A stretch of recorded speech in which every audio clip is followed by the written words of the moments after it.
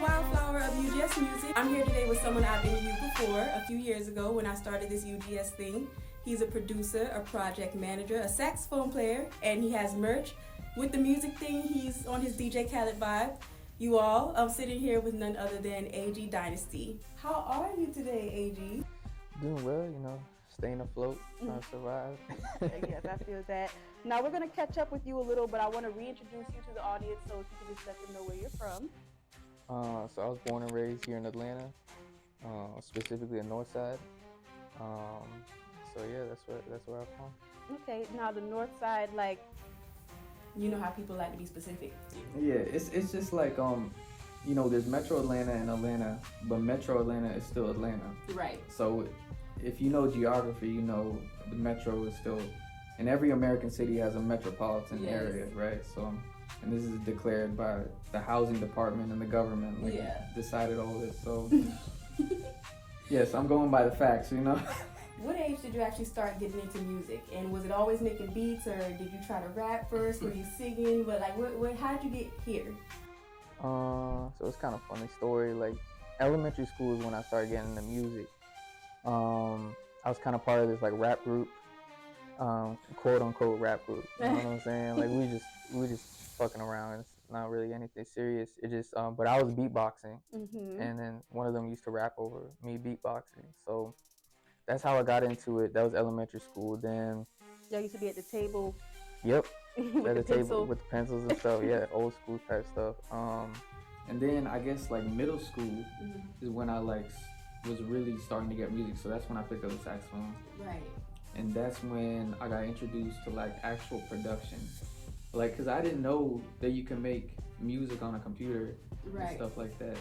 And so one of my homies, he put FL Studio on my computer, the crack version. We didn't do illegal stuff. We didn't get all the legal stuff back then. We didn't have money for the actual FL Studio, so the crack version. And he put it on my computer, and then since then I just been doing all this stuff. He put different presets, Massa, which is one of my favorite presets on the computer. And since then, just kept it up. I still use FL Studio.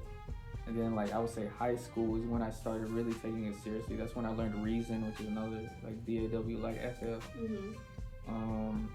There was actually a music technology class in my high school, which was crazy. At the time, I think it was the first one or something like that.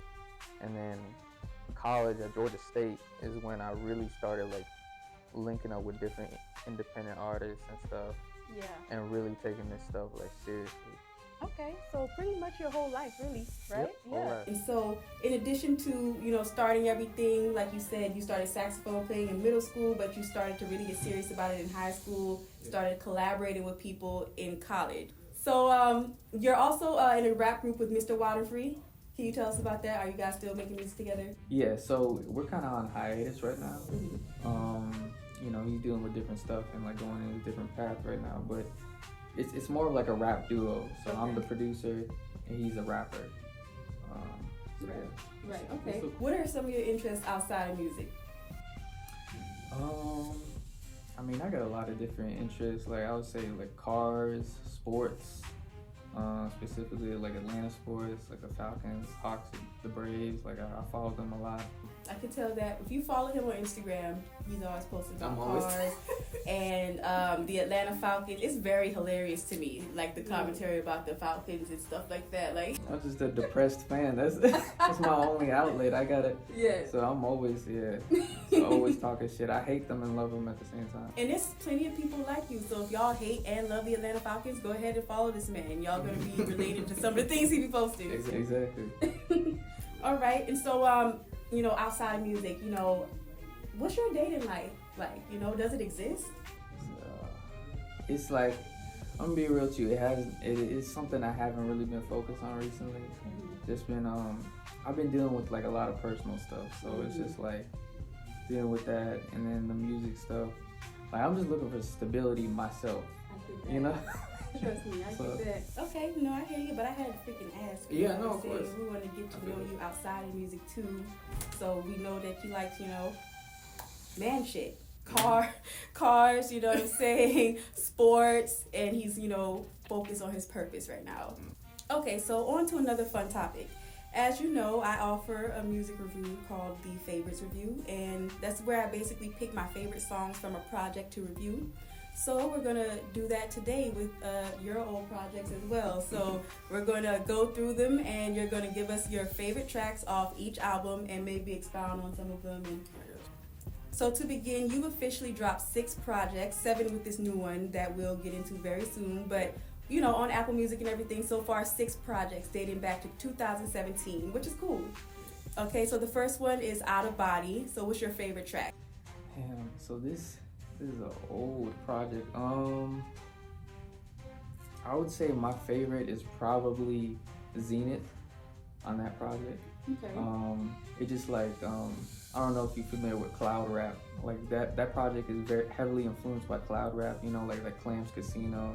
Okay. Yes. So that project. So you could call it post cloud rap because like cloud rap is kind of I don't know, dead. Like not many people really make it that much. Yeah, when ASAP was coming out with that Houston sound. It's like Houston sound, and then they took it, they chopped and screwed it, and then they added like pads to it, like it was like an instrument, and they like it almost sounds underwater at times. Right.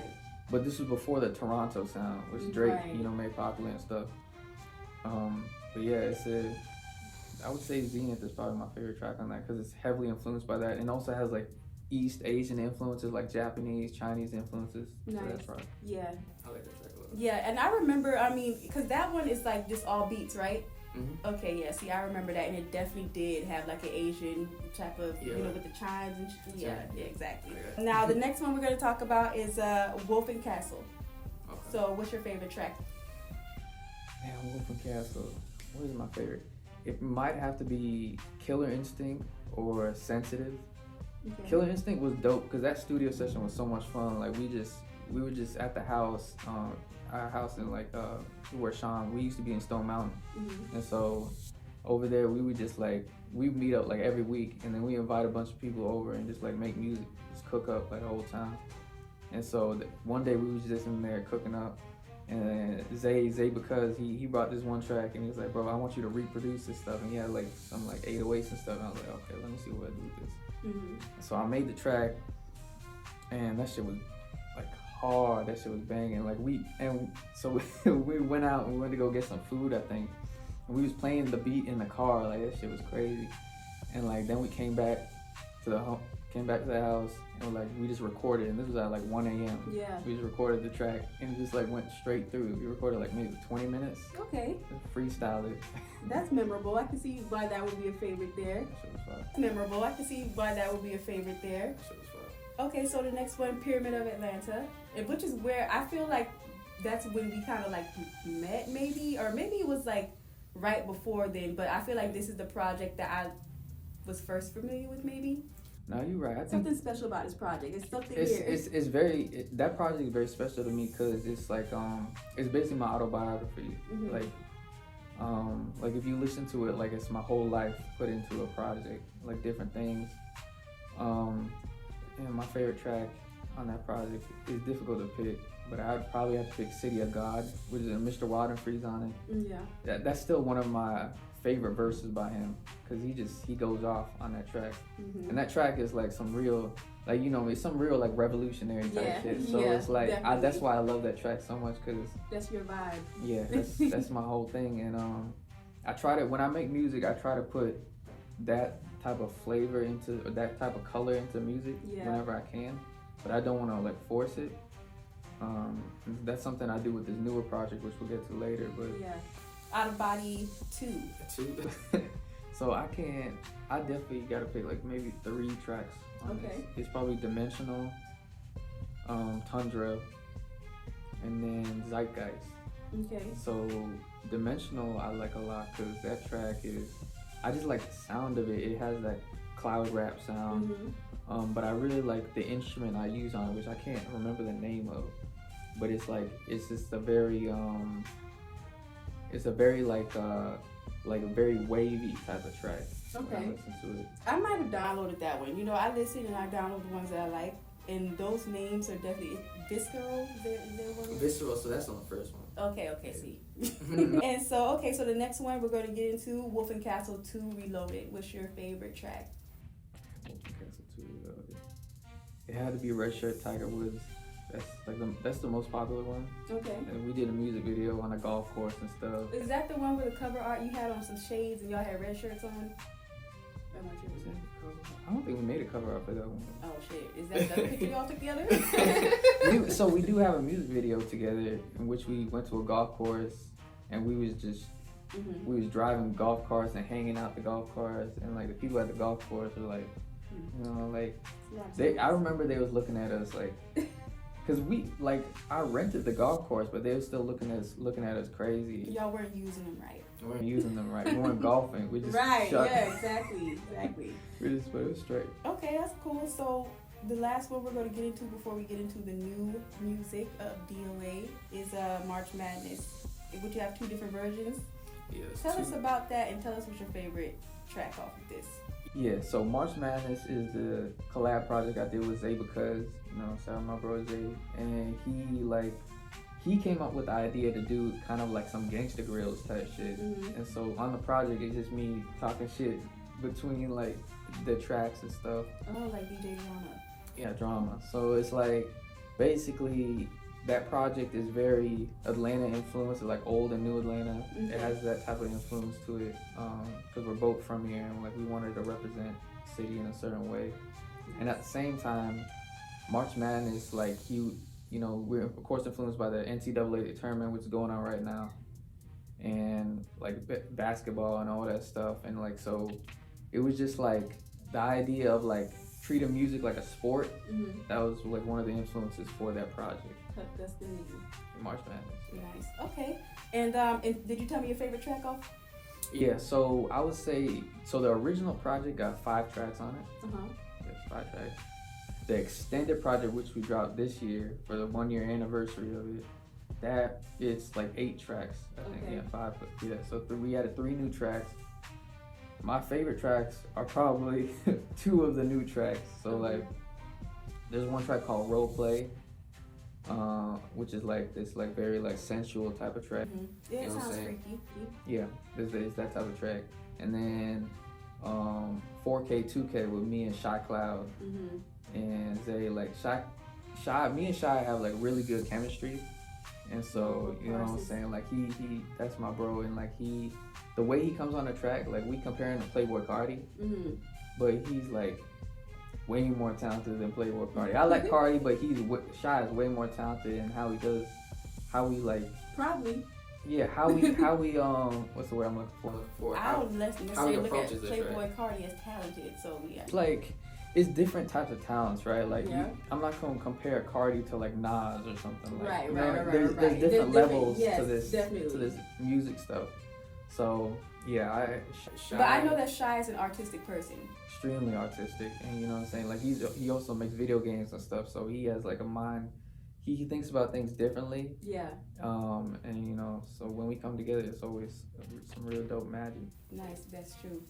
Okay, so while we're on favorites, I want to just talk about DOA a little bit. Let's hop into that. What's your favorite track off of the new project that has dropped already, DOA?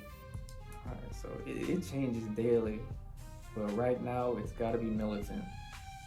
Militant is that track taps into my roots so much. Like that track is like, that's my heart right there. That track is my heart. Yeah.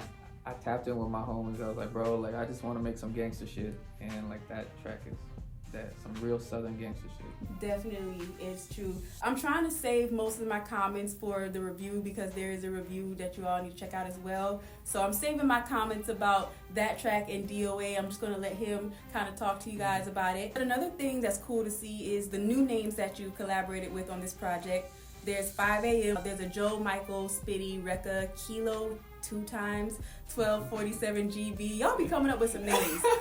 AC Lane, Kepa Ruffin, and Ramakazi, who you had collaborated with sometime before this project as well. Yeah.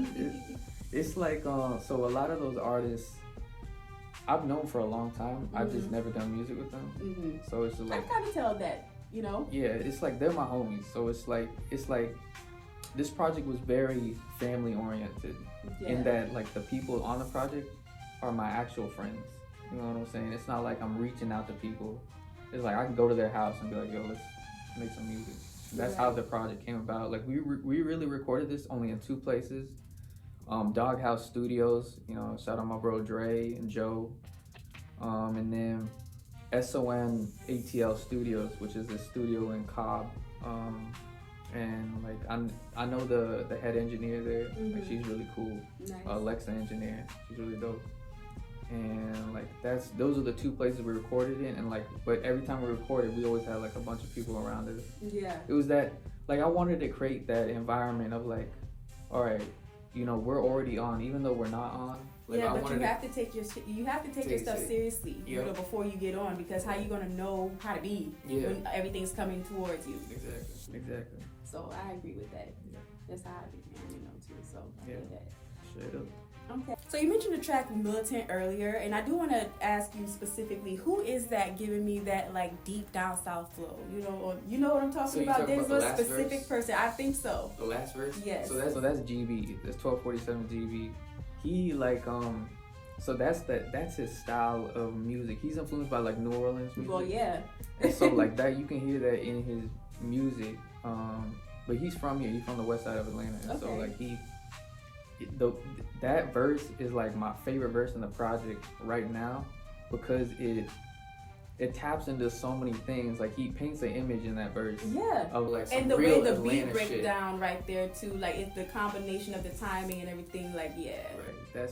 And it was crazy. I sent it to him. I was like, bro, give me 16 bars. He gave me 32. Like he didn't even listen to me. He just kept rapping. Like this shit. Yeah. And so, but no, it's a great verse. It is. It definitely is. Are you able to tell us some detail about a little more about how that song actually came together? Is there anything special about that? Yeah, no, that's a good question. It's like, so when I made that track, so all these beats I made, other than Glass House with 5, that was the last track we made. All these beats I made like 2 years ago. Oh, okay. So I had the idea for the project in my head. The crazy thing is the last 2 years, a lot of personal stuff has been happening that relates to the project. So that project I already made in my head before all that stuff happened. That is interesting. So it's prophetic almost. Yeah. How all that stuff happened, and like there's a reason it's called DOA. You know what I'm saying? The past 2 years, I've lost homies, I lost family to different things, to COVID, to like different things. And so that project really taps into it. And at the same time, that Militant song, like the reason it's called Militant is like in Atlanta we got this slang called like steppers, you know, like a real stepper. And so like when I was making that beat, I was thinking of like the military, like it's like the horns and stuff. It sounds like someone's like walking and stepping in like a militant type of way.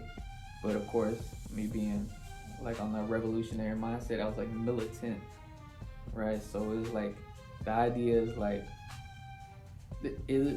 that project has like one theme that it's not explicitly said in the project, right? But the idea is like, what if all the gangs of America united against the U.S. government? Okay. And when you hear it from that perspective, GB's verse from that perspective is way more potent. Now I'm gonna have to, you know what I'm saying, re-listen. I mean, cause I just like it, but I you know, the deeper meaning behind it, you know, I haven't really. But I'm definitely gonna listen again now that you say that. Okay, so what was the most complicated song to have come together for this project, if any? No More Heroes, probably.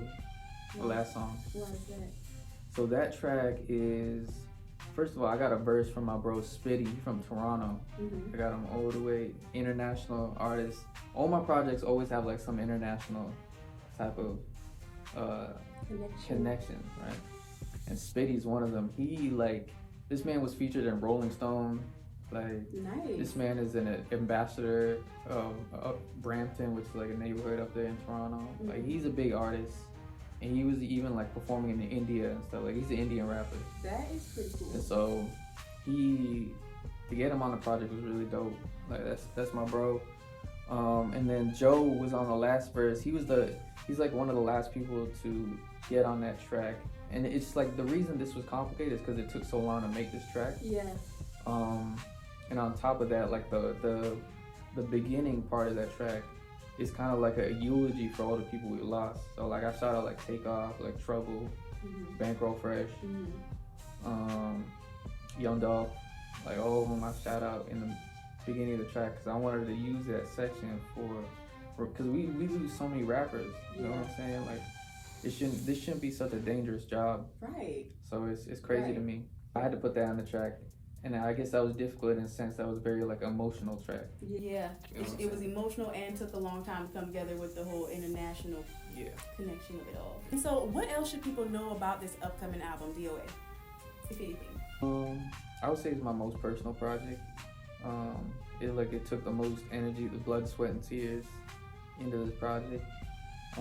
It's probably my most mainstream, I guess. But mainstream in my eyes is completely different than anyone else's eyes because I try to make mainstream and people are like, oh, this is experimental. So I don't know what mainstream is anymore. Okay, that's interesting because, you know, hearing you say you try to make mainstream, I'm like, it is experimental, you know what I'm saying? In my opinion, and that's a good thing. And so, it is definitely a good thing, but with this project was me really trying to do that mainstream, like club music. Like I feel like Militant could work in a club, but I'm really not sure. You know what I'm saying? And so it's like, it's that track, and then there's also No More Heroes, which was Future influence, like even Shy on there. Like I was like, bro, approach this like Future would. But even with this, I'm going mainstream, but I'm still doing it my own way. Yeah. Okay. Well, that sounds good, you guys. Make sure you check out DOA. It's already dropped. Before we go, I want to play another game. It's a combination of this or that and would you rather. Are you down? Okay. Alright, so the first one is easy. So Netflix or YouTube? YouTube. Okay. Nice car or nice home interior? Nice car. I was wondering what you were going to choose. I had to pick the nicest car. He said he liked cars earlier. Maybe when I get older, like I'll pick a nice home interior, but right now I want a nice car. Yeah, for me it'd be nice home interior. You know what I'm saying? But yes, I get it. Okay, so ocean or mountains? Ocean. I was about to say ocean. It's hard for me. I love both. I'm from the coast, but I moved here now and I love mountains. Right. So it's cause mountain. I don't like cold. Okay, well there you go. I have to pick ocean. There you go. Telepathy or teleporting? Right. That's a good one. Right. I like telepathy personally. Teleporting because you can save so much on gas. That is that's just true. Like and I time. Teleport anywhere. And time. Exactly. So that's true. Okay. So this one's hard for me. Dogs or babies? Dogs or babies. Wow. I have baby nieces and I love them. They're adorable. Yeah, so I say babies. Okay, that's so nice. Okay, so comedy or horror? Comedy. Okay, that was easy for him. I thought you were like away for a horror. little bit. Really? You don't like horror? I don't. Let me tell you something, because I know you like horror. Yes. But I don't understand horror fans, because why would you pay money to be scared? You sound like my brother. Like, because real life is already scary. I don't need to watch a movie. You're right about that. That is so funny. My brother said the same thing, the same exact thing. He said, why do you like to be scared? Yeah. But he has the same sentiment about spicy food. Why you want your mouth to burn? And I'm just like, spicy food separates the real from the fake. Exactly. So, you know, I don't know about that one. I said that before. Yep. That's where I got that from. Mm-hmm. I agree with that. So, okay. Would you rather be stuck in a romantic comedy with your worst enemy or in a horror movie with your best friend? Horror movie with my best friend. Because we making it out. We definitely we're killing that.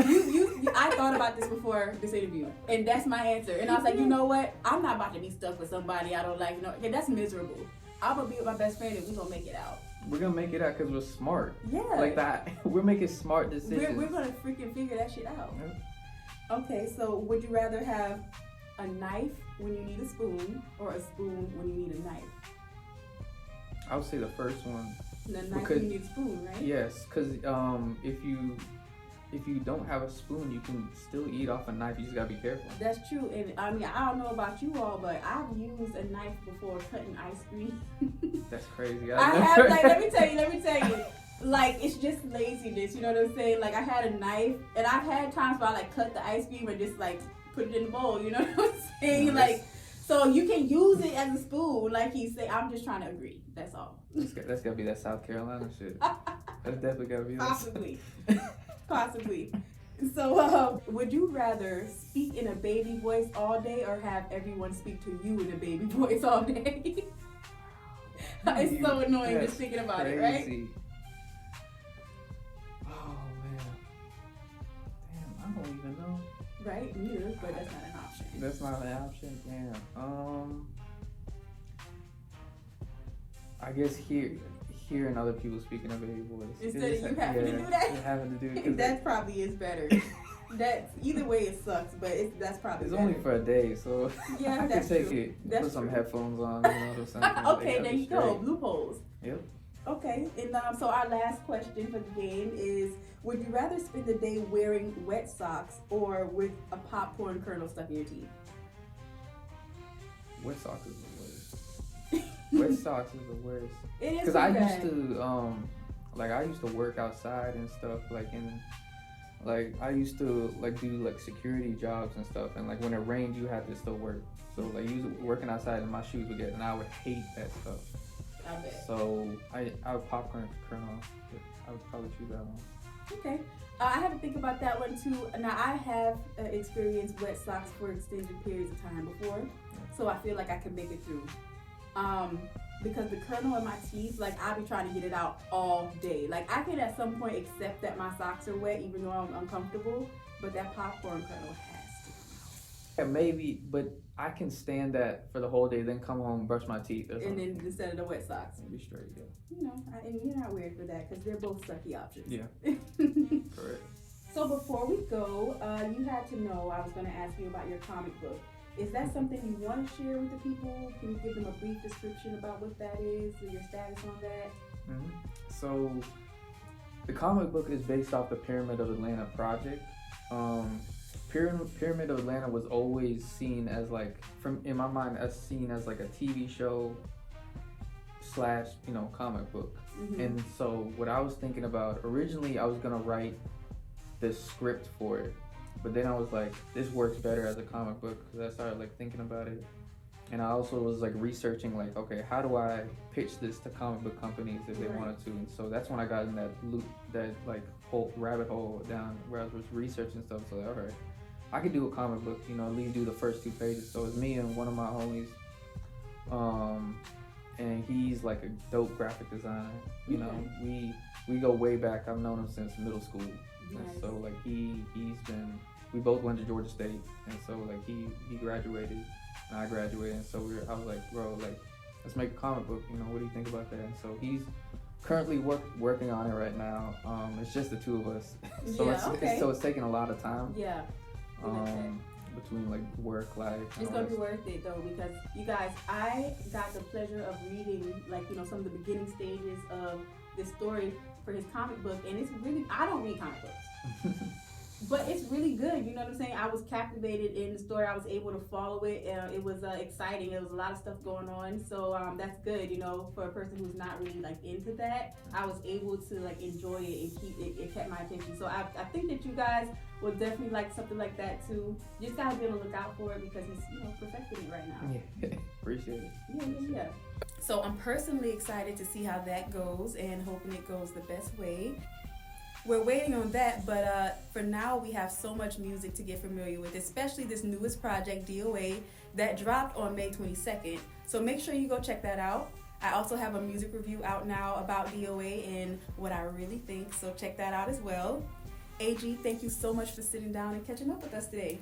I appreciate you, Ayana, and UGS, shout out them.